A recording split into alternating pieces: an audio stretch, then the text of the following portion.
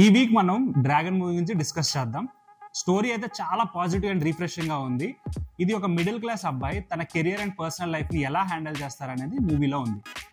హీరోకి తనకు లైఫ్ లో పరిచయమైన ముగ్గురు అమ్మాయిల వల్ల తన లైఫ్ ఎలా ఇంపాక్ట్ అయినది అనేది ఈ స్టోరీలో ఉన్న main line. Highlight of the movie ఏంటంటే స్టోరీ చాలా ఎంగేజింగ్ గా ఉంటుంది. కొన్ని గ్రూప్ ఆఫ్ పీపుల్ మాత్రం హీరో క్యారెక్టరైజేషన్ తో బాగా కనెక్ట్ అవుతారు.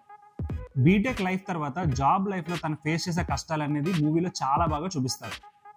కెరియర్ పీక్ స్టేజ్ లో ఉండేటప్పుడు పాస్ట్ లైఫ్ లో రెక్లెస్ గా చేసిన కొన్ని మిస్టేక్స్ వల్ల హీరో ప్రెసెంట్ ఎన్ని మలుపులు తిరుగుతాడో లైఫ్ లో అనేది ఈ మూవీలో క్లియర్ గా చూపిస్తారు.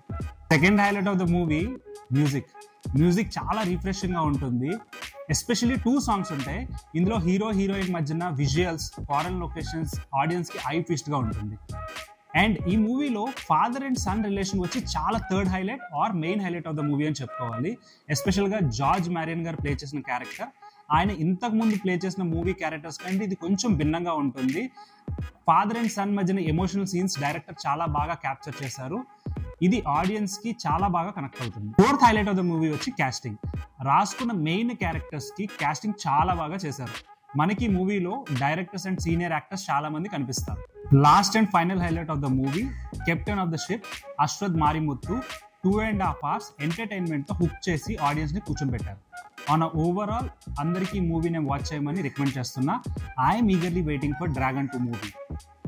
Please do subscribe to my channel VBK Vlogs.